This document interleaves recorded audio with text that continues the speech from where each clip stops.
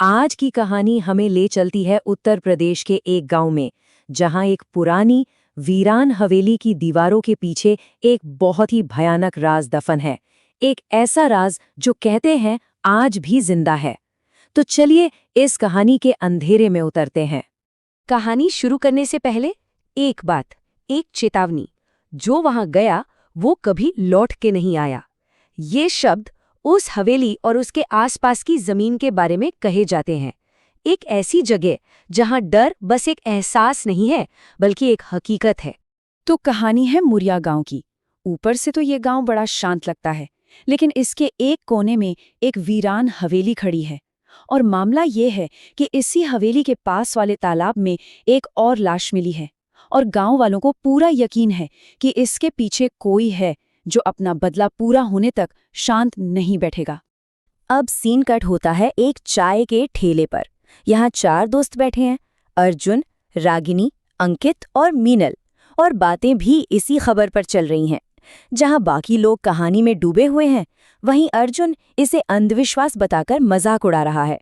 उसके लिए ये भूत प्रेत की बातें सब पुराने जमाने की कहानियां हैं और कुछ नहीं। और तभी उनकी ये हंसी मजाक भरी बातें सुनता है एक बूढ़ा आदमी।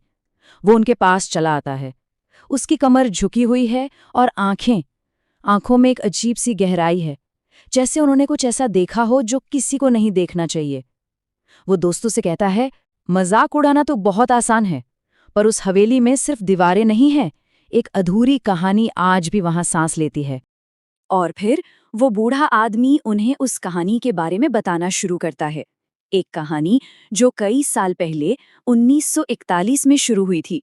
एक ऐसी कहानी जो उस हवेली की दीवारों में हमेशा हमेशा के लिए कैद हो गई। तो देखिए, ये कहानी शुरू तो प्यार से हुई थी। मंजुलिका और कृष्णा एक दूसरे के बिना जी नहीं सकते थे, लेकिन जब समाज ने उन्हें अलग करने की ठान ली तो उन्होंने एक साथ मरने का फैसला किया, उसी हवेली के ठीक सामने वाले पुल पर। लेकिन उसी पुल पर कुछ ऐसा हुआ जिसने इस प्यार की कहानी को हमेशा के लिए एक डरावनी हकीकत में बदल दिया। उस रात एक वादा टूटा और एक आत्मा हमेशा के लिए भटकने पर मजबूर हो गई।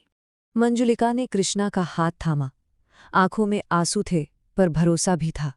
और इसी अटूट भरोसे के साथ उसने नीचे तालाब में छलांग लगा दी कि वो भी उसके साथ आएगा। ये उसके प्यार का आखिरी इम्तिहान था। लेकिन ऐसा कुछ नहीं हुआ। कृष्णा कूदा नहीं, उसने मंजुलिका को रोका भी नहीं। वो बस वहीं खड़ा रहा, चुपचाप उसे डूबते हुए देखता रहा। और फिर उसके मुंह से जो निकला, उसने उस धोखे पर हमेशा के लिए मुहर लगा दी। चलो, जान छूटी। ये शब्द मंजुलिका की आत्मा को हमेशा के लिए उस जगह से बांध गए।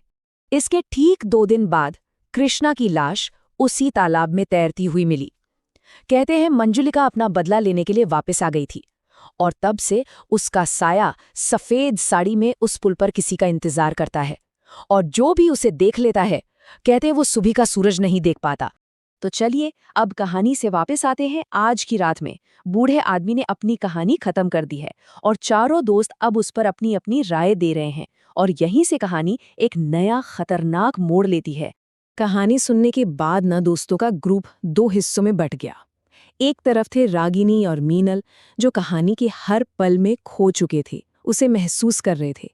और दूसरी तरफ अर्जुन, जो इसे एक अच्छी कहानी से ज्यादा कुछ भी मानने को तैयार नहीं था। उसके लिए ये सब सिर्फ दिमागी वहम था। और इसी मजाक में, इसी अविश्वास में अर्जुन एक चैलेंज फेंक देता है, तो चलो फिर आज रात खुद ही मंजुलिका से मिलकर आते हैं। ये एक ऐसा फैसला था जो उनकी जिंदगी हमेशा के लिए बदलने वाला था। बूढ़ा आदमी उन्हें जाते हुए देख रहा था और उसने एक आखिरी बात कही, एक चेतावनी। उसने कहा, जब डर को मजाक समझा जाता है ना, तो सबसे पहले हंसी ही गायब होती है। उसकी आंखों में एक अजीब सा डर था, जैसे वो जानता हो कि आगे क्या होने वाला है। और बस इसी के साथ कहानी अपनी आखिरी सबसे खतरनाक मोड़ पर आ पहुंची है। चारों दोस्त अब उस हवेली की ओर निकल पड़े हैं, ये साबित करने के लिए कि डर सिर्फ कहानियों में होता है।